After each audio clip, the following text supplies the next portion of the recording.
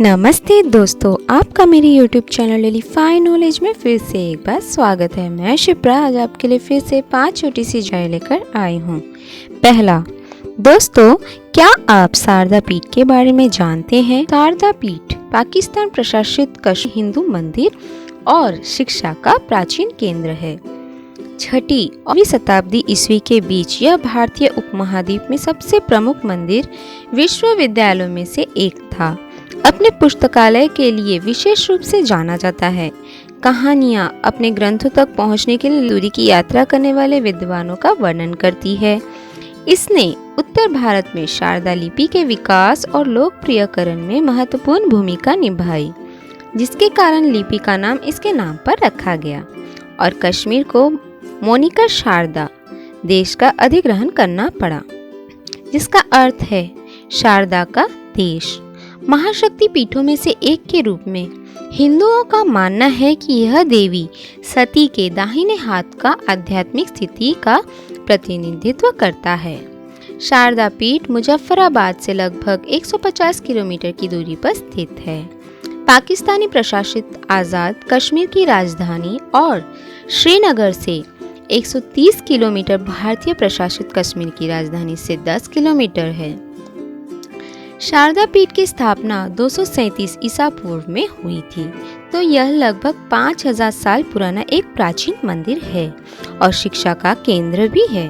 भारत और पाकिस्तान के बीच 1947 और 1948 के कश्मीर युद्ध के दौरान यह स्थल पश्तून जनजाति के नियंत्रण में आ गया, जिन्होंने इस क्षेत्र पर आक्रमण किया। इसके बाद पीओके की नवगठित सरकार को नियंत्रण सौंप दिया गया। मंदिर की ऊंचाई 142 फीट और चौड़ाई 94.6 फीट है। मंदिर की बाहरी दीवारें 6 फीट चौड़ी और 11 फीट लंबी है। मेहराब की ऊंचाई 8 फीट है, लेकिन ढांचा क्षतिग्रस्त हो गया है। दूसरा, दोस्तों क्या आप नाना फडणवीस के बारे में जानते हैं? बालाजी जनार्दन भानु उर्फ नाना फडणवीस का जन्म सतारा में हुआ था। यह चतुर राजनीतिज्ञ तथा देशभक्त था और इसमें व्यावहारिक ज्ञान तथा वास्तविकता की चेतना जागृत थी। इसमें तीनों गुण थे: स्वामी भक्ति, स्वाभिमान तथा स्वदेशाभिमान। इसके जीवन की यही कसौटी है। इसके सामने 3 समस्याएं थी: पेशवा पद को स्थिर रखना, मराठा संघ को बनाए रखना तथा विदेशियों में मराठा राज्य की रक्षा करना। नाना फडणवीस पर मराठा संघ की नीति के संचालन का भार 1774 में आया। पानीपत की तीसरी लड़ाई के बाद पेशवा का नियंत्रण अत्यंत शिथिल हो गया। अतः अपने स्वाभिमान की रक्षा करते हुए नाना ने पेशवा की तथा मराठा राज्य की रक्षा की तथा मराठा संघ को विच्छिन्न होने से बचाया। अंग्रेज अपने साम्राज्य को बढ़ाना चाहते थे, परंतु नाना ने वर्षानुवर्ष युद्ध करके मराठों के शत्रु अंग्रेजों से पेशवा को शास्त्री के अतिरिक्त पूरा राज्य जीत लिया। इस प्रकार नाना ने अंग्रेजों की बढ़ती हुई शक्ति को रोका और संघ को विच्छिन्न होने से बचाया। तीसरा, दोस्तों क्या आप मातंगिनी हाजरा के बारे में जानते हैं? मातंगिनी हाजरा भारत की क्रांतिकारी थी। उन्हें गांधी बूढ़ी के नाम से भी जाना जाता था। इनका जन्म पूर्वी बंगाल मिदनापुर जिले के होगला ग्राम में एक अत्यंत निर्धन परिवार में हुआ था। गरीबी के कारण 12 वर्ष की अवस्था में ही उनका विवाह ग्राम अलीनान के 62 वर्षीय विदुर त्रिलोचन हाजरा से कर दिया गया। इस पर भी दुर्भाग्य उनके पीछे पड़ा रहा। 6 वर्ष बाद वह निसंतान ही विधवा हो गई।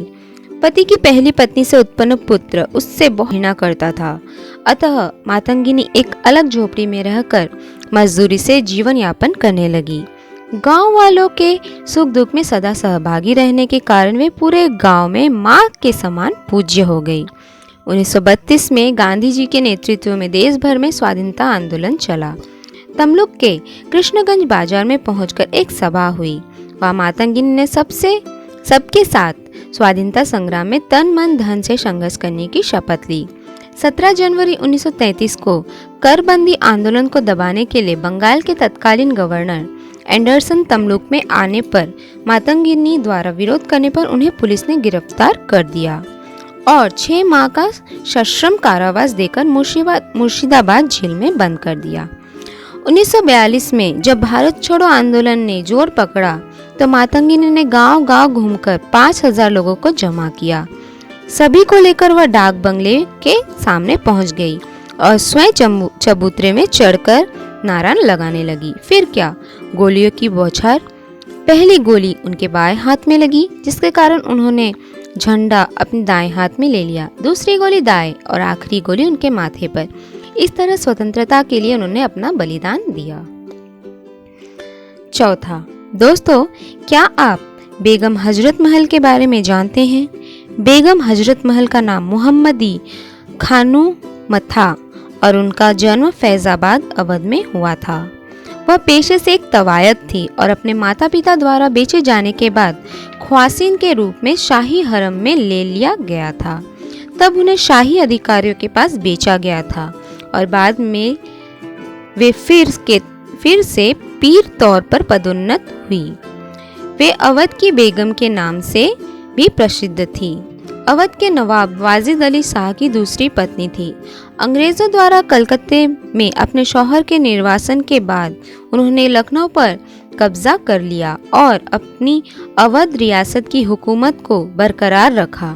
अंग्रेजों के कब्जे से अपनी रियासत बचाने के लिए उन्होंने अपने बेटे नवाबजादे बिरजिस कद्र को अवध के शासक नियुक्त करने की कोशिश की थी, मगर उनका शासन जल्द ही खत्म हो गया। उन्होंने 1857 के भारतीय विद्रोह के दौरान ब्रिटिश ईस्ट इंडिया कंपनी के खिलाफ विद्रोह किया।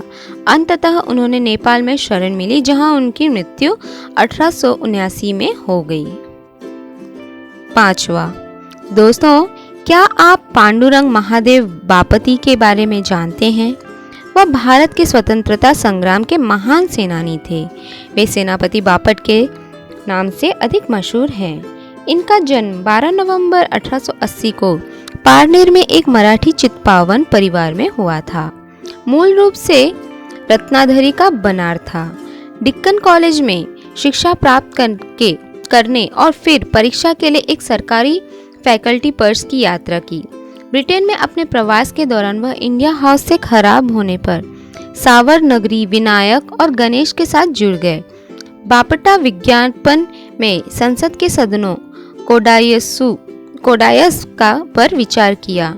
उन्होंने गांधी के स्वराज के दृष्टिकोण के साथ खुद को जोड़ने के लिए 1920 के अंत में तिलक की मृत्यु के बाद और तिलक की दृष्टि के वास्तविक होने के जब वे इस प्रकार के होते थे तो वे ऐसे ही थे जब आक्रमण करने वाले की इच्छा को वे एक ही बदल देंगे। लेकिन वे जब भी गांधीवादी अधर्मी थे तब उन्हें यह समझा गया था कि वे बल प्रयोग करने के लिए इस्तेमाल करेंगे। पुणे और मुंबई में प्रमुख सार्वजनिक सड़कों का नाम उनके सम्मान में रखा गया। तो दोस्तों, आज की दी हुई जानकारी आपको कैसी लगी मुझे कमेंट बॉक्स पर ज़रूर बताइए और मेरे इस वीडियो को लाइक, शेयर और सब्सक्राइब करना ना भूलिए। Thank you.